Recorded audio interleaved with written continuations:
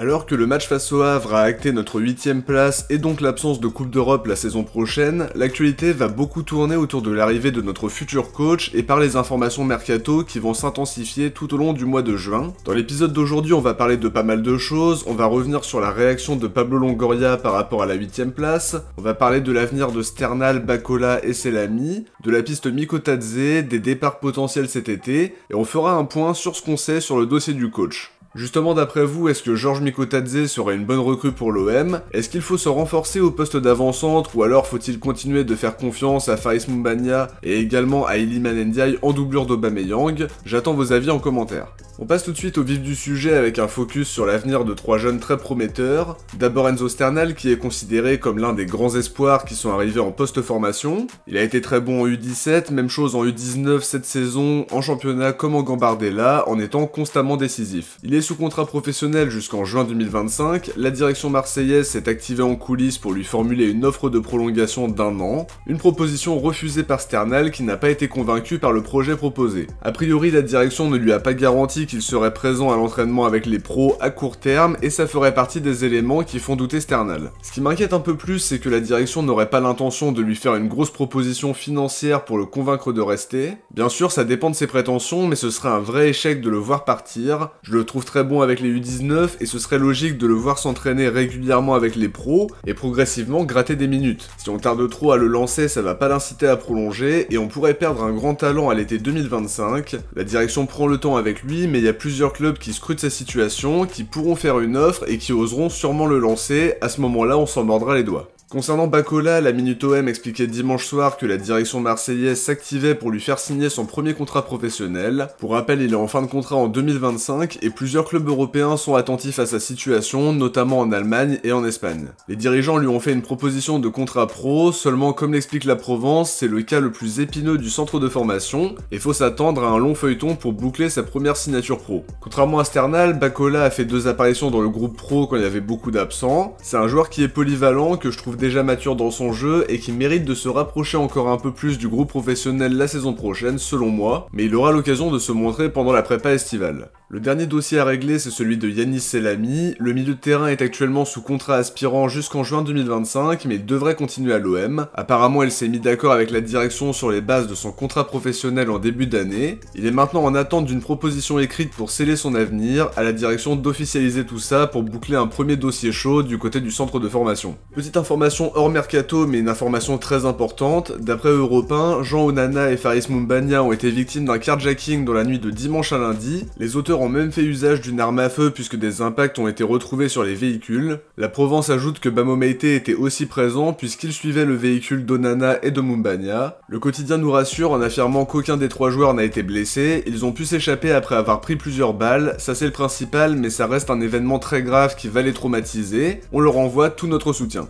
On passe aux infos mercato en commençant par l'avenir d'Aubameyang. Dans les précédents épisodes, on expliquait qu'il allait s'entretenir avec Longoria pour évoquer le projet du club. L'équipe précisait qu'Aubameyang serait attentif aux offres qu'il pourrait recevoir, alors que la Provence était plus affirmative, en disant qu'Aubameyang allait quitter l'OM et qu'il connaissait déjà l'identité de son futur club, dans un championnat qui lui a fait les yeux doux l'été dernier, sans doute la Saudi Pro League. Questionné sur la saison prochaine, Aubameyang a simplement répondu « Je suis là ». Ça reste malgré tout un peu évasif et c'est aussi vite dit parce qu'un mercato c'est long, on peut pas exclure une grosse offre saoudienne ou un projet européen qui fait appel à lui. Sans Coupe d'Europe, on est moins attractif donc on aura du mal à rivaliser s'il y a une approche. J'espère vraiment qu'il restera parce qu'il vient de boucler une saison à 30 buts dans une équipe qui ne tourne pas bien, avec des joueurs qui ont des vraies qualités techniques autour de lui, il sera encore plus performant. Petite information officielle, Rayman Daou a signé son premier contrat professionnel avec l'OM. Le milieu comorien était en fin de contrat au mois de juin alors qu'il commençait à se montrer avec les pros, entré face à Benfica et Toulouse en étant plutôt convaincant. Il va donc poursuivre l'aventure marseillaise, pourquoi pas le prêter dans un club de Ligue 2 pour qu'il engrange du temps de jeu et pour qu'il puisse montrer ses qualités.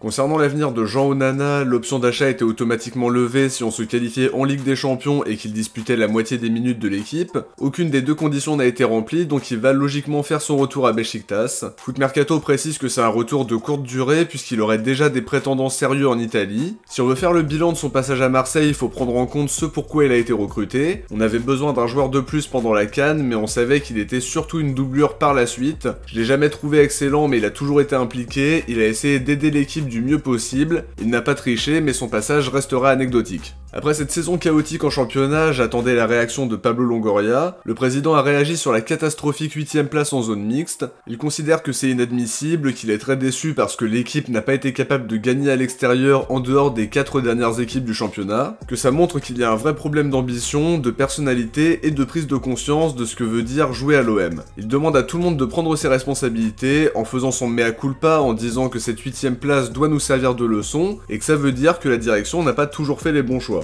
Sa priorité, c'est de construire un projet avec de la stabilité en commençant cet été avec un nouveau coach qui met en place son projet de jeu avec ses idées et qui puisse avoir un peu de continuité sur le banc de l'OM. J'imagine qu'il y aura encore beaucoup de mouvements cet été pour construire un effectif à l'image de notre futur coach. On en saura plus dans les prochaines semaines et l'arrivée du nouveau coach nous donnera déjà des indices sur ce qui nous attend. Mais plusieurs sources parlaient la semaine dernière d'un grand ménage qui s'annonce lors de ce mercato d'été version 24-25.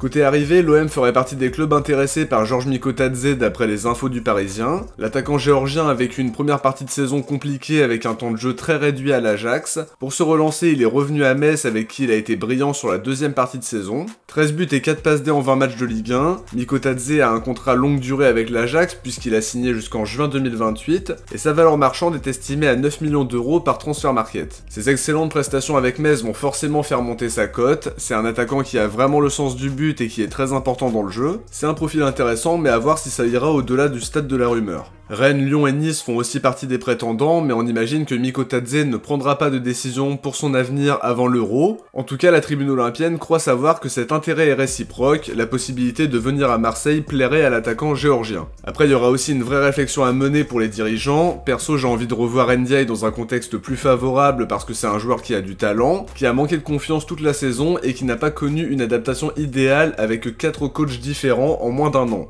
Mumbania n'est arrivé qu'il y a 6 mois, il a montré de bonnes choses mais aussi des lacunes. Cela dit, ça peut être intéressant de le voir après une vraie prépa et au début du projet du nouveau coach. Jean-Louis Gasset expliquait d'ailleurs en conférence de presse qu'il allait discuter avec Longoria pour lui dire quel joueur méritait de jouer à l'OM. RMC Sport prolonge cette déclaration, Gasset aurait même conseillé à Longoria de garder Iliman Ndiaye parce qu'il le pense capable d'exploser sur sa deuxième saison. Même chose pour Amin Harit qui serait bien meilleur dans un collectif qui tourne mieux et dans un contexte plus favorable. RMC fait aussi le point sur les joueurs qui pourraient partir cet été. La direction devra réduire la masse salariale sans la Coupe d'Europe et forcément Kondogbia fait partie des prétendants parce que sa saison a été très décevante et son salaire vraiment très élevé. A priori, la porte est ouverte pour un départ de Gigot, Sarr et Unai ne seront pas retenus non plus selon les offres qui vont arriver. Apparemment, la direction mène une réflexion pour le poste de gardien parce que Paolo Lopez alterne entre le bon et le moins bon. Ndiaye et Harit pourraient rester la saison prochaine et parmi les joueurs qui sont quasiment assurés de rester, il y a Merlin, Nadir, Rongier, Murillo et Mumbania. Après une catastrophique 8ème place et au vu des premières infos mercato, on peut s'attendre à un été très mouvementé et à un effectif largement renouvelé pour créer une équipe à l'image du coach qui va arriver. Autre élément à prendre en compte, Jonathan Klaus et Chancel Bemba n'auront plus qu'un an de contrat cet été. S'ils ne prolongent pas, la direction leur cherchera une porte de sortie cet été pour éviter un départ libre. Concernant Balerdi, RMC nous dit que la direction ne compte vraiment pas le laisser partir, il y a des discussions pour le prolonger et a priori la direction va lui proposer une revalorisation salariale très importante.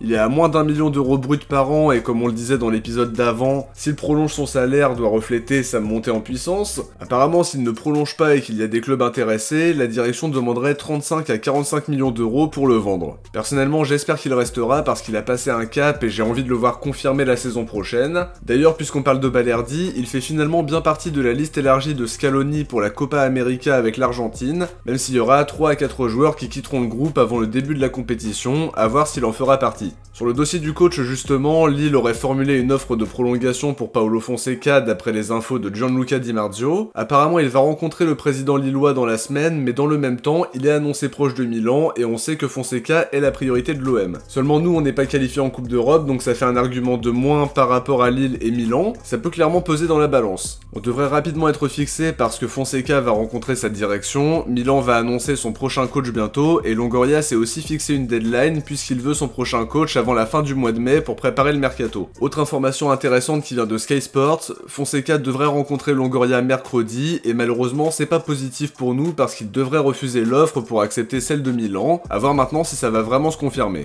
Parmi les autres pistes, on a pensé à De Zerbi qui a quitté Brighton, il a déjà été ciblé par le passé et il avait d'ailleurs dit qu'il était très déçu de ne pas être venu à Marseille parce que le stade et le public étaient une grande source de motivation pour lui. Nicolo Schira parlait d'une prise de renseignements de la part de la direction marseillaise, mais la Provence affirme de son côté qu'il ne fait pas partie des coachs ciblés, ses prétentions salariales sont beaucoup trop élevées pour nos finances. La Provence nous dit que Fonseca reste la priorité et que Conceição ferait figure de plan B, mais les deux pistes sont très compliquées puisque Fonseca se dirige vers Milan et Conceição ambitionne d'être sur le banc d'un club de très haut standing, mais l'absence de Coupe d'Europe est un gros problème quand on cible des coachs ambitieux et qui ont des prétentions salariales élevées, on serait donc l'un des plans de repli de Conceição.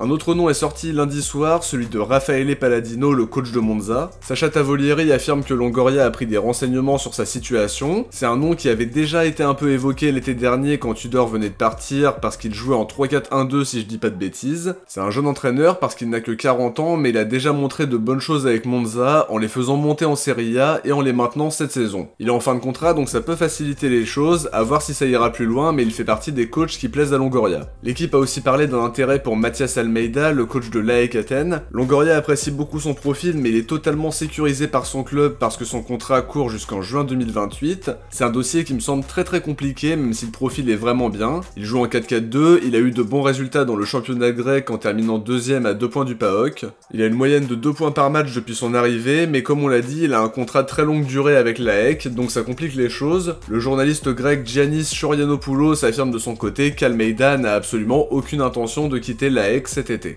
De mon côté, j'arrive à la fin de cet épisode, j'espère que ça vous a plu. Si c'est le cas, n'oubliez pas de laisser un like avant de partir pour le référencement, de vous abonner en activant la cloche pour ne rien louper des prochains contenus. Si vous avez regardé la vidéo jusqu'au bout, écrivez Mercato dans les commentaires. De mon côté, je vous dis à très vite pour une prochaine vidéo. Ciao, portez-vous bien et surtout allez l'OM.